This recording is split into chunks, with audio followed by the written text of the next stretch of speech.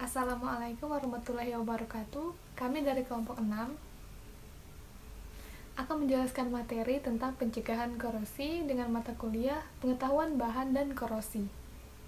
Berikut adalah beberapa cara yang dapat dilakukan untuk mencegah terjadinya korosi. Air dan kelembapan udara memegang peranan penting pada proses terjadinya korosi. Semakin tinggi kadar uap air di sekitar logam, semakin mudah logam mengalami korosi. Jika logam berada di daerah yang memiliki kadar air rendah, seperti di gurun, proses terjadinya korosi akan berjalan lebih lambat. Oleh karena itu, simpanlah besi-besi di rumahmu di tempat yang kering dan tidak lembab, agar besi tidak mudah berkarat. Buatlah lingkungan udara bebas dari oksigen dengan mengalirkan gas karbon dioksida, seperti membuat ventilasi di rumah. Yang kedua ialah pengecatan. Lapisan cat bisa mencegah kontak langsung besi dengan air dan oksigen, di mana cat sebagai penghalang atau pembatas agar tidak terjadinya oksidasi oksigen untuk menghambat atau untuk mengatasi korosi pada besi. Yang ketiga ialah pelumuran dengan oli atau gemuk. Lapisan oli bisa mencegah kontak langsung besi dengan air dan udara, dikarenakan oli memiliki zat adiktif yang berfungsi sebagai zat anti karat. Nah, teman-teman, cara pencegahan korosi yang selanjutnya adalah dengan pembalutan dengan plastik, tin plating, dan juga chromium plating.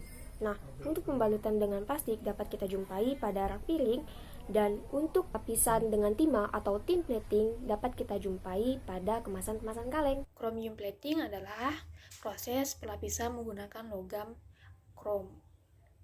Nah, selain digunakan untuk mencegah proses korosi, pelapisan menggunakan krom juga berfungsi memperindah permukaan suatu material. Karena ketika suatu material dilapisi dengan krom, maka permukaan material tersebut akan lebih kuat dan mengkilat. Nah, pelapisan menggunakan prinsip elektrokimia menggunakan anoda dan katoda. Nah, krom berfungsi sebagai anoda dan material yang akan dilapisi dengan krom berfungsi sebagai katoda. Nah, pada proses pengerjaannya, anoda dialiri sumber listrik positif dan katoda dialiri sumber listrik negatif.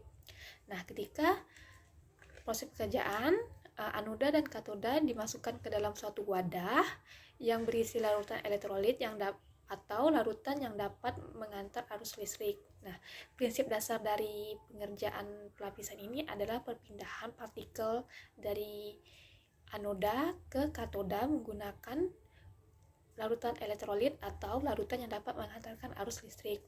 Nah, pelapisan menggunakan kromium biasanya digunakan pada bumper mobil atau aksesoris kendaraan, serta peralatan olahraga, peralatan rumah tangga, dan material yang menampilkan estetika dan tahan lama.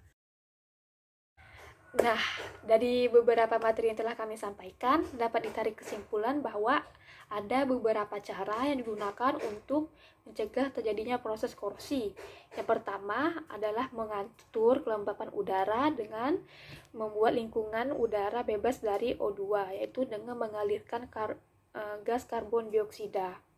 Yang kedua adalah dengan pengecatan. Nah, pengecatan dapat mencegah kontak langsung besi atau material lain yang mudah mengalami korosi dengan oksigen dan air. Yang ketiga adalah proses lumuran dengan gemuk atau oli. Nah, oli dapat mencegah kontak langsung antara material yang mudah mengalami korosi dengan oksigen. Dan yang keempat ada lapisan dengan plastik.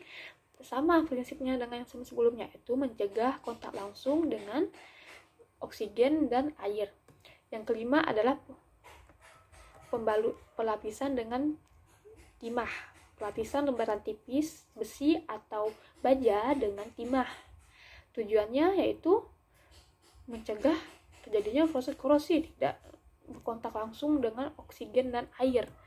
Dan yang keenam adalah chromium plating, di mana pelapisan menggunakan chromium plating digunakan untuk mencegah korosi dan memperindah permukaan suatu material.